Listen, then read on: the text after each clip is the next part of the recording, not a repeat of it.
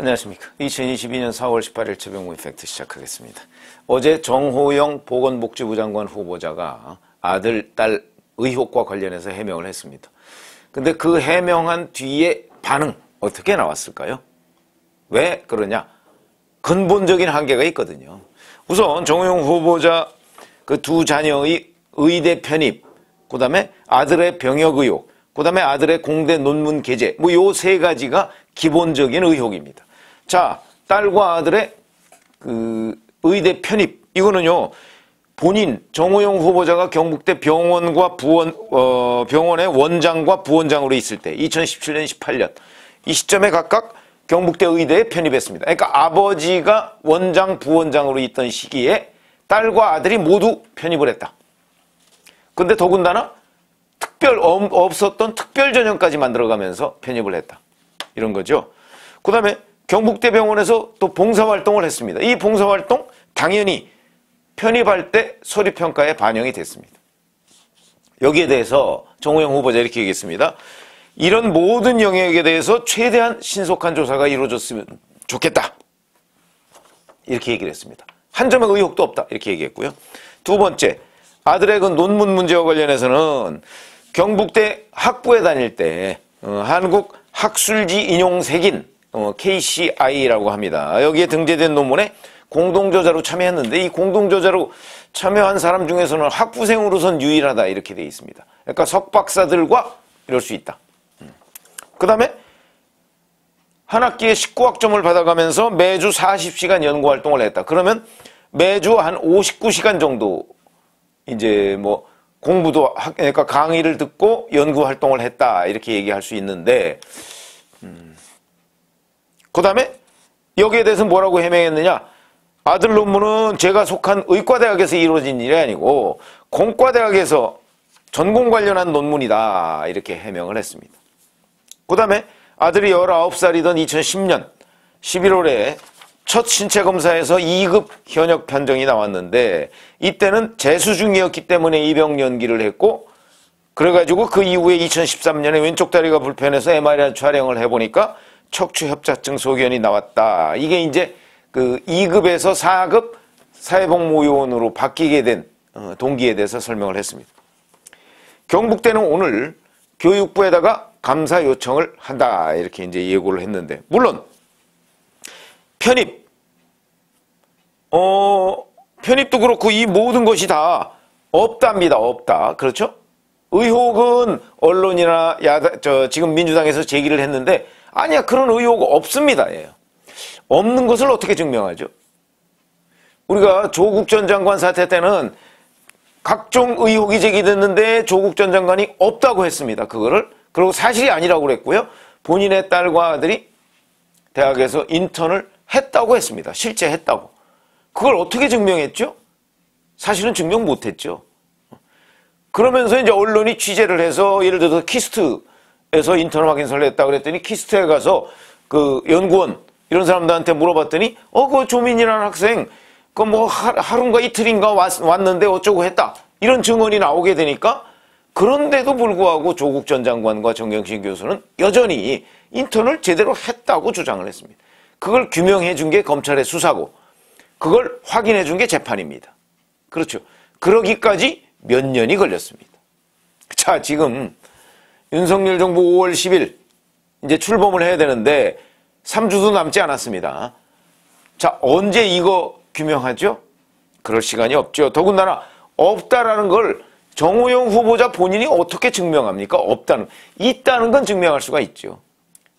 언제 인턴을 했다 그러면 이럴 수 인턴 한 것을 뭐 자료, 증명서, 그다음에 목격자, 뭐 이런 거 확인서, 뭐 이런 거 딱 해서 하면 그러면 이제 그게 아니라는 쪽에서 그걸 입증하면 되는데 이거는 지금 많은 사람들이 의혹을 제기해 놓은 상태고 그리고 나서 정호영 후보자가 없다는 건데 없다는 걸 어떻게 증명하느냐 하는 게 근본적인 한계다. 이걸 증명할 수 있는 방법은 조국 전 장관 사태 때처럼 결국 누군가가 정밀하게 조사를 해서 그리고 그것을 다 이리저리 맞춰보고 그리고 나서 그래도 인정을 안 할 테니까 그리고 나서 제3자가 판정을 해주는 수밖에 없다. 그거는 교육부가 감사한다고 되는 일 아닙니다. 결국은 수사를 하는 수밖에 없다. 그런데 윤석열 당선인은 이 부분에 관해서 불법이라는 팩트가 있어야 된다 이렇게 얘기를 했습니다. 현재 불법이라는 팩트가 있을까요? 제가 보기에는 이 여러 가지 의혹 중에서 불법이라는 팩트는 가장 불법에 근접한 팩트는 하나 있습니다. 뭐냐? 바로 제3고사실, 그러니까 면접 전형을 하는데 고사실이 1, 2, 3고사실을 다 다녀야 한답니다. 그런데 각 고사실에 3명씩 있죠. 면접관이. 1, 2고사실에서 얻은 점수보다 3고사실에서 3명으로부터 다 20점 만점을 받았습니다. 1, 2고사실에서는 뭐 15점, 17점 이렇게 받았습니다. 그런데 3고사실에서 만점을 준 세 사람이 모두 정호영 후보자의 뭐 동료들이다. 이 얘기거든요. 이거는 뭐 어찌 보면 의심의 여지가 없습니다. 불법일 것이다. 무슨 불법? 그게 뭐가 뭐 업무방해가 되나 뭐 이렇게 생각을 하실지 모르겠지만 기본적으로 이거는 그러니까 불법이 우리가 뭐 불법을 최종 확인할 수 있는 건 재판에 가서나 확인할 수 있는 내용이고 저희같이 그냥 일반적인 국민 눈높이로 보면 이거는 불법인 듯이 보인다. 어떻게 되냐? 바로 정호영 보건복지부 장관 후보자의 그 동료 교수나 뭐 이런 사람들이 저 친구가 정호영 장관 후보자의 딸이다 하는 거 알고서 셋 다 짜고 만점을 주었다 이렇게 얘기할 수밖에 없다. 그럼 그게 정말 그렇게 했느냐? 그건 수사를 해봐야 하는 거죠. 수사해도 밝혀지지 않을 수도 있습니다. 왜 그러냐? 이 사람들 셋이 다 우리가 정호영 후보자 그 딸인 줄 모르고 그냥 객관적으로 봤더니 워낙 잘하더라. 그러면 나머지 1, 2고사실에 있는 그 6명의 면접 전형 요원들은 뭐가 되는 거죠? 그 사람들은 왜 15점, 17점을 줬을까요? 그 사람들은 바보라서 그랬나요? 아니면 사람을 제대로 못 알아봐서 그랬나요? 이런 부분에 관해서 설명이 돼야 되는데 그 정호영 후보자 본인은 사실 모를 수도 있습니다. 왜 그러냐? 본인이 특별히 부탁을 안 했을 수 있죠. 안 했는데 그 정호영 후보자의 그 동료 교수들이나 뭐 이런 사람들이 저 정호영 씨 딸이야. 그러니까 우리 잘 주자 여기서. 잘 줬어. 근데 정호영 후보자는 부탁 안 했어요. 그럴 경우에 검찰 수사를 통해서 만약에 밝혀진다 하면 그게 어떻게 밝혀지죠? 안 밝혀질 수 있습니다. 이렇기 때문에 정호영 후보자가 억울할 수 있죠. 자기는 부탁한 적 없고 그리고 자기도 내 딸이 이번에 본다 얘기를 안 했을 수 있는데 의대 내에서는 소문이 났을 수 있고 그러면 자기는 몰라요. 근데 자기는 입증할 방법이 없어요. 안 했다는 거 외에는. 이 경우에 어떻게 해야 되느냐. 이게 이제 이른바 팩트가 없는 겁니다. 윤석열 당선인 말대로. 근데 팩트가 없을 수도 있고 정호영 후보자가 본인이 팩트를 모를 수도 있고 그러나 이미 의대 내에 있는 다른 웬만한 교수들은 안다 이거죠. 저 친구가 정호영 부원장 또는 정호영 원장의 딸이다. 아들이다. 이걸 이미 안다 이거. 알기 때문에 가까운 사람은 면접을 만점을 주었다. 이럴 경우에 이걸 어떻게 밝혀내느냐. 그래서 노환규 전 대한의사협회 회장이 어저께 이렇게 얘기를 했던 거예요. 정호영 후보는 조국 전 법무장관과 조금 더 다르지 않은 수준이다 이렇게 얘기했습니다. 근데 내용을 보면 상당히 다르다 이렇게 돼 있습니다. 왜냐하면 조국 전 법무장관은 팩트로서 다 확인이 되지 않았습니까? 7대 스펙이 다 허위다. 정호영 후보자는 팩트로서 확인된 것 없습니다. 다만 아주 강력한 의심이 드는 대목이 바로 아까 제3고사실에서 3명의 전형의원이 면접 점수를 다 만점을 줬다는 부분.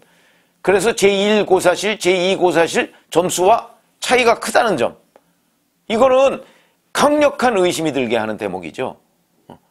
그러나 그걸 팩트로 확인됐다고 하기는 어렵다. 그 부분 하나. 그 다음에 19학점 받아가면서 40시간 연구활동을 했다는 거. 이것도 가능하긴 합니다.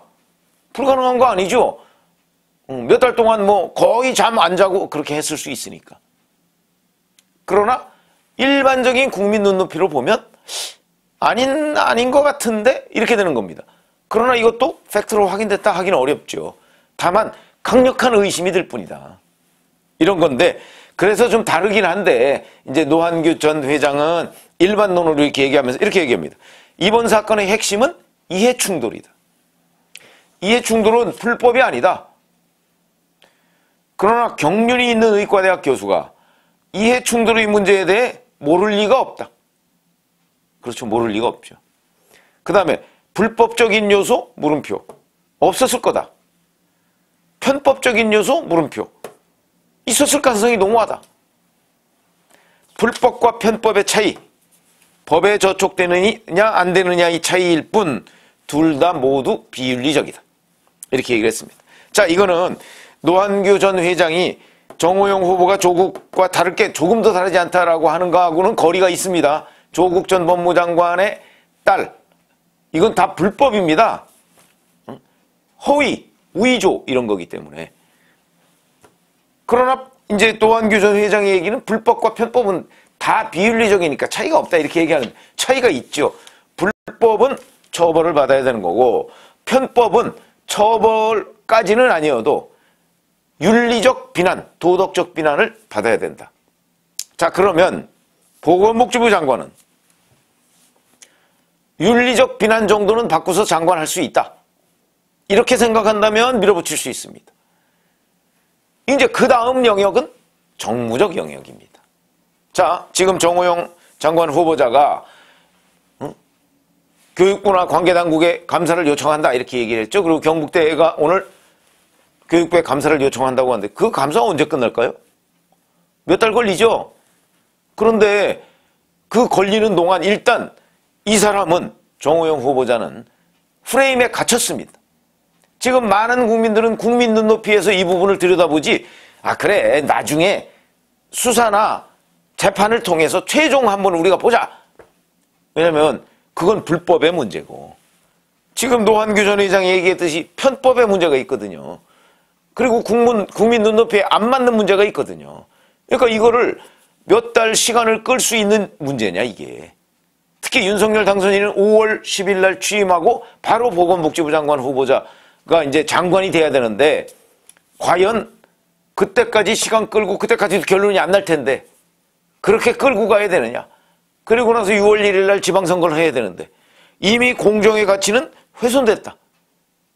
그러니까 이 대목에서 제가 정무적 영역으로 넘어간다고 그랬죠.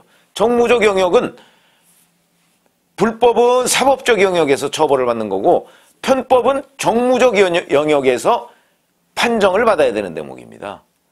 그렇기 때문에 이미 아주 불법이나 또는 편법이라는 강력한 의심이 드는 팩트가 두 가지가 나왔다. 제3고사실에서 3명이 만점을 줬던 것, 그 다음에 19학점 하면서 40시간 연구활동을 했던 점, 요거는 아주 강력한 불법 또는 편법에 의심이 드는 팩트다. 이렇게 얘기를 할 수가 있죠. 근데 이거는 정호영 후보자는 계속 아니라고만 얘기를 하고 있습니다. 아니라고만 가지고서 이걸 넘어설 수가 없는 거죠. 이미 국민들은 그 자체가 상당히 문제가 있다, 이거는. 그리고 왜 딸과 아들이 아버지가 병원장, 부원장 이럴 때 거기에 들어가서 이게 오얏나무 밑에서 각근을 맨 거잖아요. 그래서 이제 이게 정말 그 오얏을 땄느냐 안 땄느냐는 건 주머니도 뒤져보고 뭐 이런저런 조사를 해봐야 되지만 많은 사람들은 오얏나무 밑에서 각근을 맸을 때 땄을 거라고 생각을 한다. 그건 정무적 영역이라는 거죠. 지금은 시간이 없다 라는 관점에서 본다면 정호영 후보자는 이걸 입증할 방법도 없고 본인이 하지 않았다는 걸 무슨 재주로 입증을 하겠습니까? 그래서 프레임에 딱 걸린 거고 이거는 바로 노한규 전 의사의 회장이 얘기했듯이 편법의 문제인 것으로 보인다 라고 판단이 되니까 그렇다면 사법적 영역에서의 문제는 그거는 시간이 걸리는 문제고 추후 어찌어찌 해야 되는 것이고 정무적 영역의 문제에서는 오늘 내일 빠르면 오늘 결정을 해야 된다. 이렇게 보는 거죠. 그래서 제가 말씀드리는 정호영 후보자 해명의 근본적 한계는 정호영 후보자는 자꾸 사법적 영역, 이쪽 불법적 영역에서만 내가 없다고 얘기를 하는지 모르겠으나 정호영 후보자의 주변과 윤석열 당선인 쪽에서는 정무적 영역에서 이 문제를 매듭지어야 한다라는 것이 제 판단입니다.